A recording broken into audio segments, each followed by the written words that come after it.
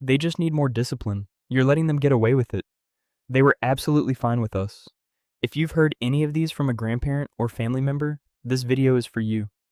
Explaining PDA to people who grew up without this language, who raised children in a completely different framework, is genuinely hard. It's not just about sharing information. It's about asking someone to question everything they believe about parenting and behavior. Most of the pushback from grandparents and extended family comes from a place of love. They think they're helping. They think they see something you're missing. But even well-intentioned responses can be genuinely harmful for a PDA child. And that's the part worth addressing directly. Before the framing, it helps to understand why this is so hard for older family members specifically.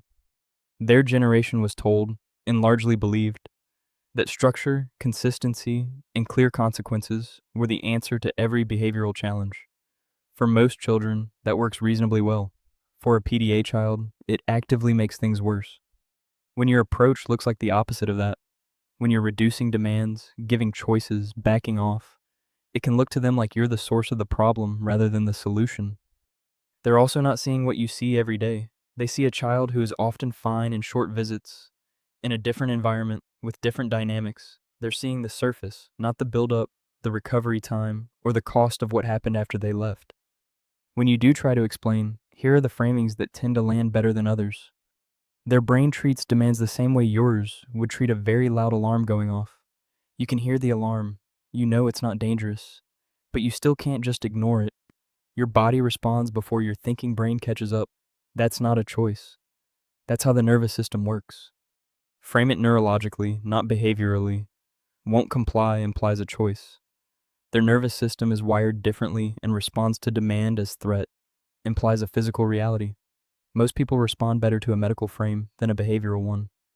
The approaches that work for most children, consequences, rewards charts, pushing through, actually make things worse for ours, specifically. We've tried them. We've seen what happens. We're not choosing the easy path. We're choosing the one that actually works. Here's the key. You don't need them to fully understand PDA. You need them to follow your lead when they're with your child. Those are two different asks, and the second one is far more achievable. Some family members will push back even with the best framing. Here's what tends to work. Don't debate the diagnosis or the label. Point to what you observe. When we do this, this happens. When we do that, this happens.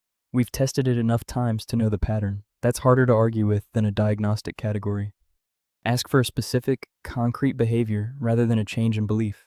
Not, I need you to understand PDA, but I need you to give a warning before you ask them to stop what they're doing and offer a choice when you can.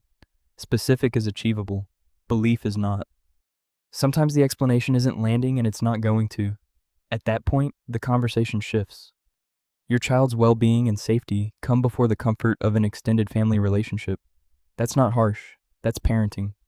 You can hold the relationship and still have non-negotiable limits around how your child is treated. I hear that you see this differently.